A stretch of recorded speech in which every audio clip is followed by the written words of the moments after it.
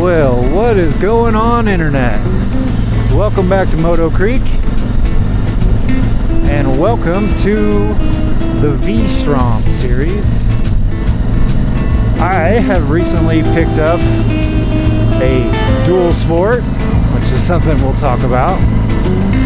I have a 2004 Suzuki V-Strom 1000 that I'm riding today. I just recently picked it up from a friend who, sad to say, he's moving to another state and he's liquidating everything. So I got one steal of a deal on this beautiful machine, and we are on our first adventure ride. I don't know nothing about it either.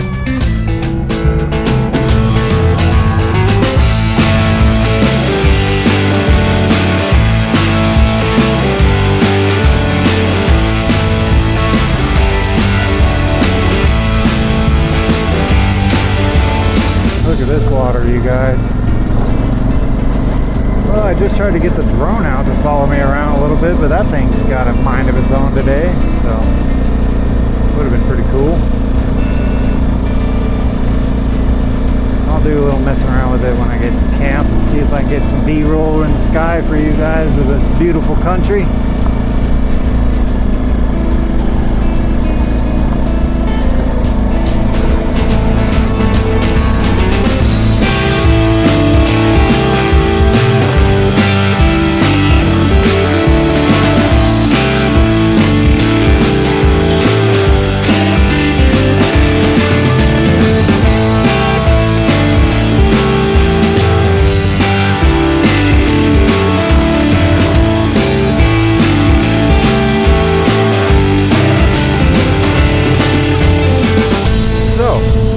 Like I said, adventure bike is debatable. I think I love the controversy between all the diversity of adventure bikes we have nowadays. And I'll tell you what, I've always been a guy that if it's in my price range, that's what I'm gonna buy. And this happened to be in my price range. So together we get to experience what it's like to do a little dual sport adventure riding on a 2004 Suzuki V-Strom 1000. As many of you know, I live in Idaho, and there is nothing but adventure out there in the backyard of Idaho. And on today's adventure, we are heading to Atlanta. I have previously gone this direction with my wife. We took two other adventure bikes, which I do have some background to talk on. We had a 2008 KLR 650, which is actually right in front of me, that my friend Jeb is driving. And we also borrowed a 2005, I believe, DR 650. We loaded those bikes up and we took off to Atlanta earlier this summer and had a great time. I'll tell you, that was also one of the funnest times I've had this summer. So it got the bug in me, and when this opportunity arose, I couldn't help but snatch it up. So today we're heading to Atlanta again on our adventure bikes. So let's introduce the bike a little bit. Like I said before, this is a 2004 V-Strom 1000. A little bit of modifications on this bike are obviously the front windshield is a lot taller than factory. I am forgetting the name, but I'll add it down here in the video to what brand this windshield is. This bike also has installed in it the PowerCore 3 ignition system, or ignition tuner basically, so that you can advance the ignition system and your idle and all that kind of stuff. It is a fuel injected bike. This is, I believe, the first gen bike, which there are 3 iterations of this bike. The V-Strom was introduced in 2002, and over time it was changed 3 different intervals. It always had fuel injection, which is a big perk, but the V stands for V-twin. So we have a 90-degree V-twin 1000cc engine that Suzuki produced in this bike. They produced it in a lot of their street bikes. It is a bike that, an engine that has been produced by Suzuki through many different models, and it is tried and true. It really is. It's a sound engine. This is obviously the Adventure Dual Sport Edition of that frame and that engine, and I like it. This is a sit-up stance that I like to say is more appealing as you get older. I did actually, when I was younger, just out of high school, I owned a SV 650 from Suzuki, which is their 650 90-degree V-twin, and that was more of a sport edition. You were sitting up here kind of over the tank, but it was a naked bike. It did not have a full fairing. Love that bike. It was a great bike. I definitely should not have bought that bike right out of high school, or at least my insurance and my driver's license didn't enjoy it. So what else? We have Hawk dual exhaust system that has been installed on this bike, and there's been a whole luggage rack that has been installed on this bike. They are the Pelican boxes, and the frame, the metal frame, quick on and off release locking frame is absolutely a must. I really do feel like I'm cheating when I loaded those boxes up to go on this trip. I feel like I could have opened the lid, threw everything up in the air, and it just would have fell in the box. I closed the lid and just hook it onto my bike and go.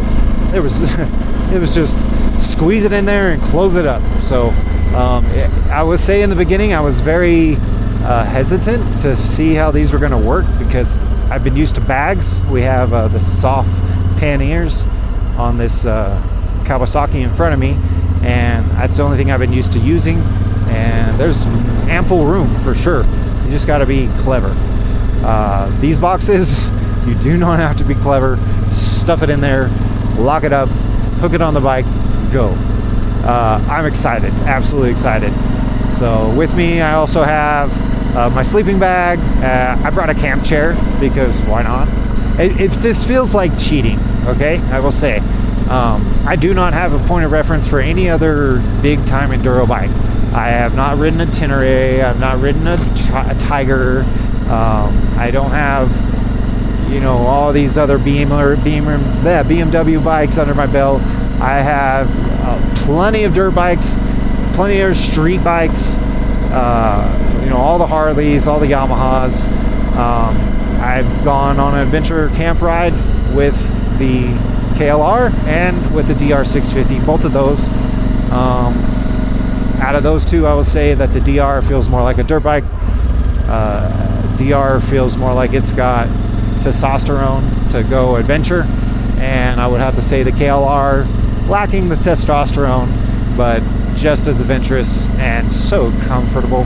I mean, the KLR 650 is like a solid 7 in like every single department. So we're picking up a couple more of those, actually, to be honest, because my wife, she enjoyed riding it. It was a piece of cake for her to be mobilized, and they were great. So this 1000, I don't think I'm gonna go doing too much two-track. I'm not going off-road too much more than this. A little bit more than this, not too much more than this. So the weight, you notice. So this bike comes in just under 500 pounds, and to be honest, as soon as I added the rest of all this stuff, it's easily 500 pounds. So no problem. You're gonna average between 45 and 50 miles per gallon with the power core. Depending on where I set it, I'm probably closer to the 48, 49 range. So, yeah. I will tell you, I had no opinion coming into this bike, but coming out of it after just a little bit I've already done, this is cheating. This is absolutely cheating from what we've already occurred. And all the other adventures that I've done with other bikes, I am absolutely cheating. So, take it as you will. If you've owned one of these, let me know. I want to know which one you had and where you went. Because like I said in the beginning, this is the beginning of the V-Strom series. I have lots of plans to go take this bike across the country and share some adventures with you guys. So, with that beautiful segue, I'm going to prompt you to hit that subscribe button, give this video a thumbs up, join the family, join the adventure, because we are absolutely going to have a great time.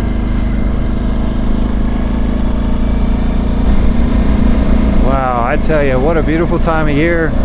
It is fall here in Idaho, and all the colors are coming in. We had here spurts in and out of some rain. Not a whole lot of rain. We really have been a dry year. But as it is now, we're falling into fall. The smells and the colors are right here for all of us to enjoy. How beautiful. How blessed are we? So in front of me, I have my good buddy Jeb. He is my father from another brother. How about that? And man, what a good guy. He has not had a chance to go adventure riding with us. And the second he told me he had some time available, I made sure the bikes were ready. We took off this morning, lickety-split. Gonna go do a one-nighter. I got a couple camp spots in mind if they're available. It is hunting season right now, pretty heavy. So we're hoping that most of the hunters are just kind of out in the backwoods and we can go grab one of those nice, you know, kind of off-the-road, decent spots just to be comfortable. Yeah, Jeb is looking at getting some knee surgery done right after this. This is actually kind of like the preemptive ride before he goes under the knife. So I'm not going to give you Jeb's age, but he's old enough to go grab some new knees and continue the second journey of his life.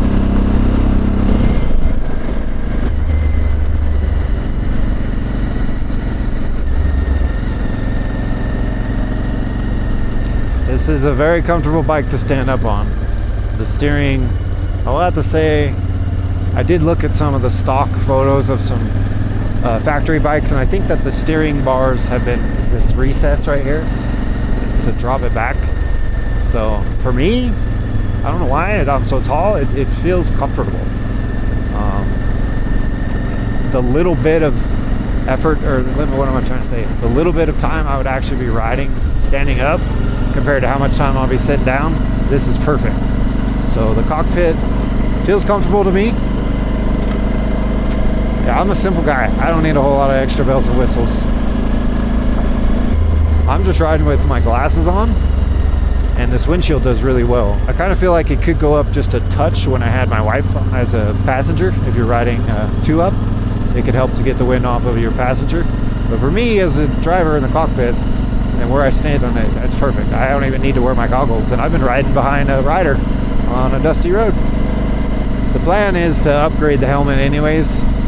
We are, I'm looking for the full face helmet that you can pull up, and it's got the visor inside of it, or the shade visor and all that.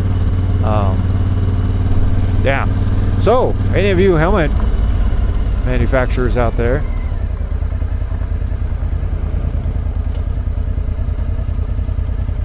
how we're doing.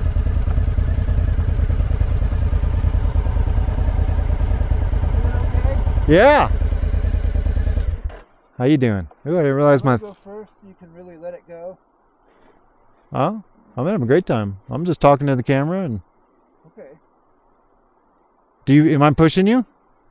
No. Okay. Kind of the times I want to book, and other times I just. Okay.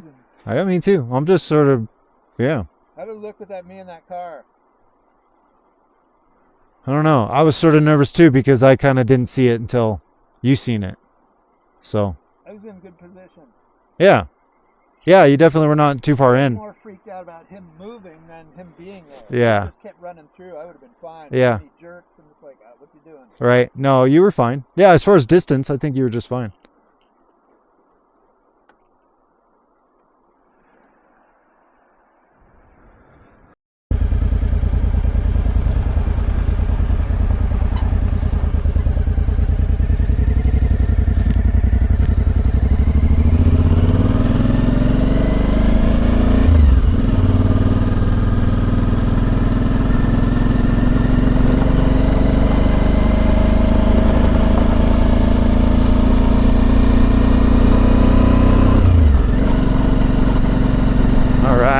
Like we got about 27 miles to go, so I'm going to call this 80, so we're going to be 107 by the time we get there, if my first grade math works out.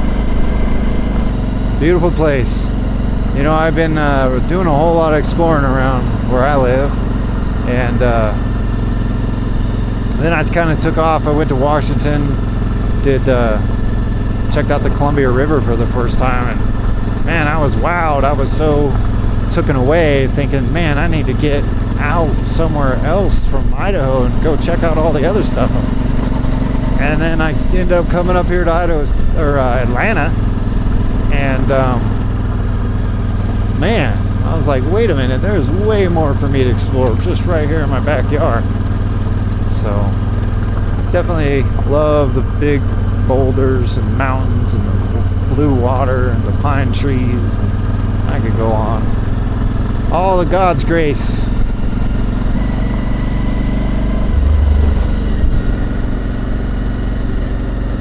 Pretty cool. What do we got over here? Kind of a little campsite. Oh, we got a couple campsites in mind where we're gonna go.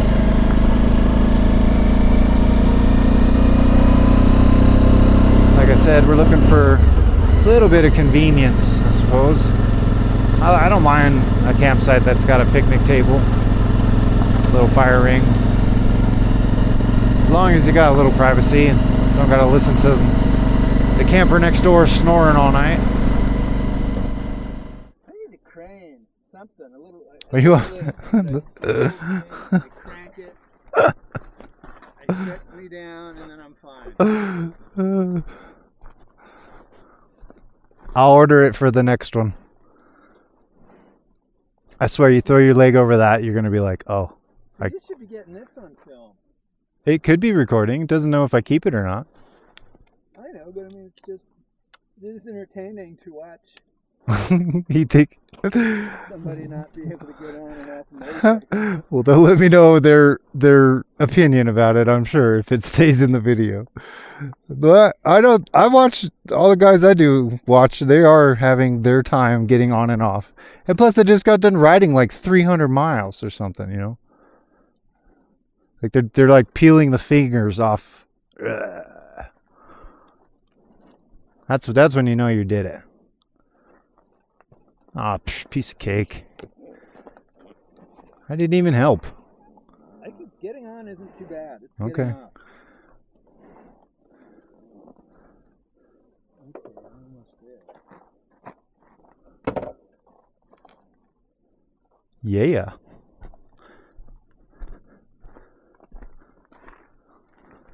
I will say I've massacred some major bugs on the way.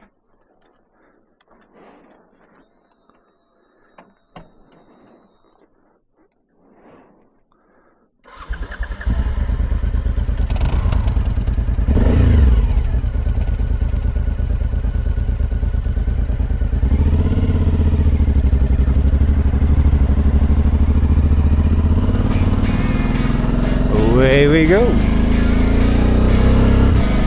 Look at this big hole. So, if you're familiar with anything here in Atlanta, hopefully it's the gold. There was an immense amount of gold mining done up here, and we're kind of going through a huge dredge area. Right here, that's all dredge. That's all dredge piles right there that's been flattened down. Super cool stuff.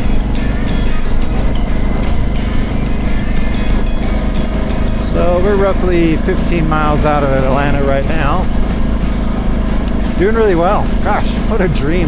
It's been a beautiful day, and it's been a beautiful ride for sure. Wow, that just got a little swooshy. I got into some deep stuff right there. That was cool. It's another one of those things I'm talking about. If I'm not paying attention, commanding this bike, it'll get away from me real fast. We got Jeb doing good. He's got his sneaker on for his shifting foot. That shifter location is just a horrible spot for him. And there's no more adjustment for it, so he's doing well though. Yeah, this dredge came up and down through this entire area for many years, just sucking all the gold right out of this earth, and that's what you get left, big piles like that.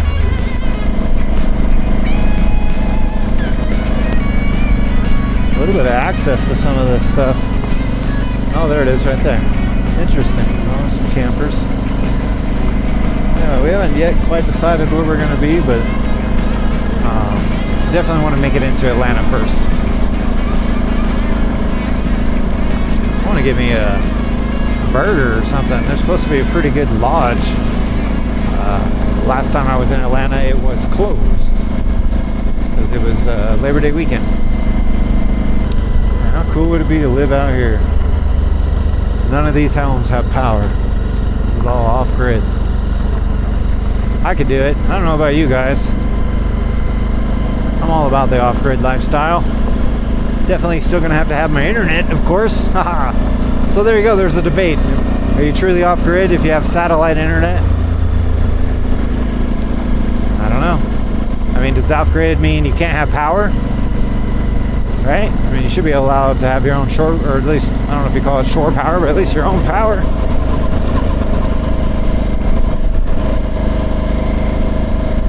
Nowadays, with the modern conveniences, living off-grid really ain't that bad. You gotta earn it, that's for sure. I think that's probably the best part. It's probably so much more rewarding because you get out of it what you put in. And that's all you're gonna get out of it, is what you put in it. Yep, I wouldn't mind. Not one bit.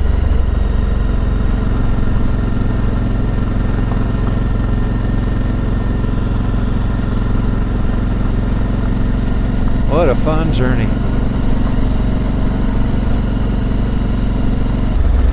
Queens River Campground.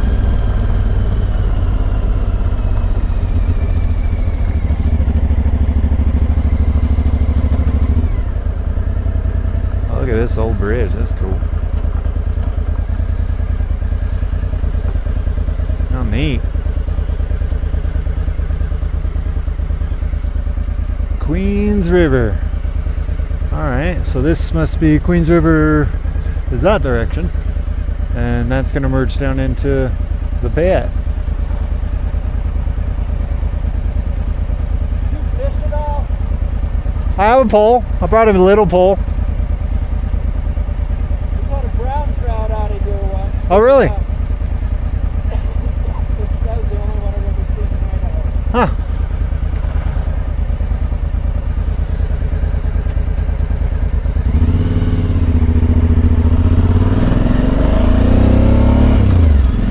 Another cable car going across over there.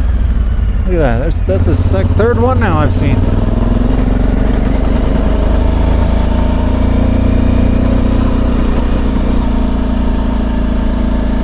Yeah, cable car. I don't know what to call it. Trolley, dolly. Yeah, cable car.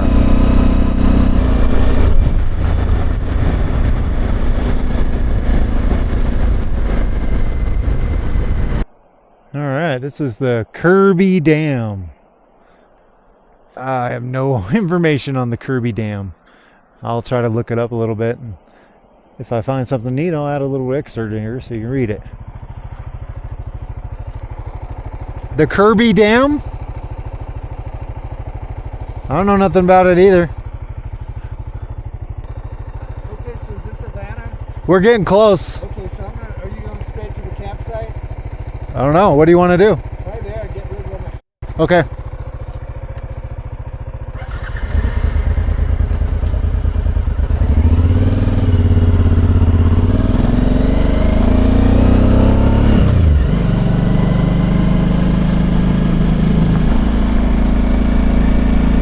Kirby Dam.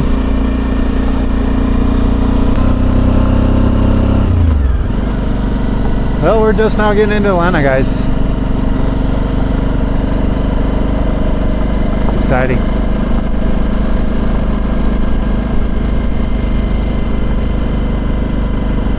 On our last adventure, the DR died right there. That's as far as the DR made it. And we had to call Jeb to come for backup, save the day, and yeah. Hopefully, by now I've had that video edited and up. You guys have all seen that adventure. If not, I hope I do it very soon. But it was a great time out here with my wife. It was an excellent adventure. Yeah, but the DR didn't make it back. It made it all the way out here, did great, but it didn't make it back home. KLR, it made it home. I had to actually ride that bike in the middle of the night. It was like midnight, trying to drive out of here. It was really cool. I videotaped that too, and I think I'm gonna, if I haven't already, make it a members only video. So if you haven't yet been a member, thinking about it, I got a pretty cheap membership. It's so easy. It's less than a cup of coffee a month.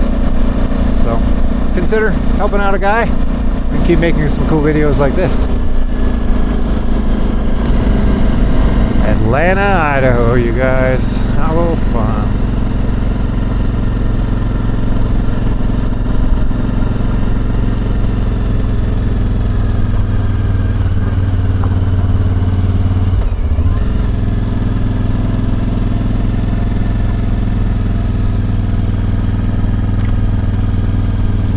A lot of these old buildings have got new windows put in them. They're actually been kind of refurbished in a way that'll make them look like they were, but they're very modern. This is a town that got power. The power actually comes from the other direction, comes from Araruck Dam. So, really cool. Another wonderful place that I would absolutely live in.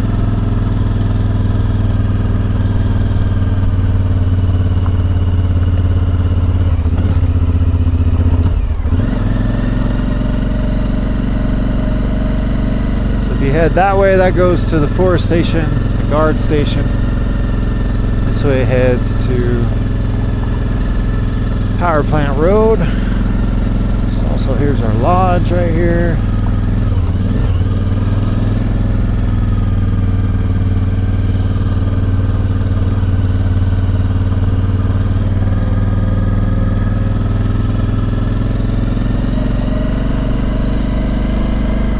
What a cool old town.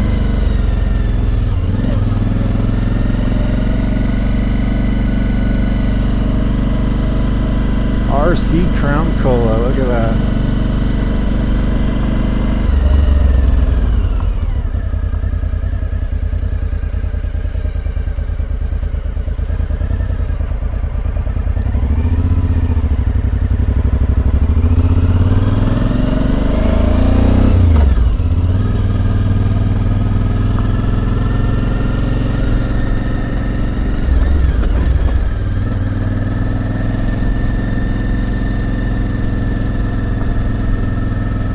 The old library.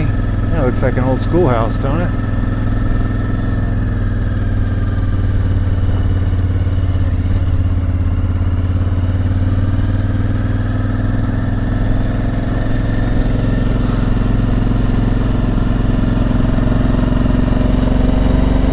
An old dilapidated cabin.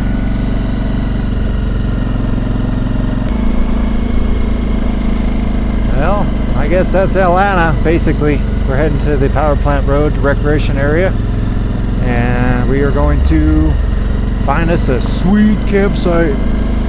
So I think I'll meet you guys over there.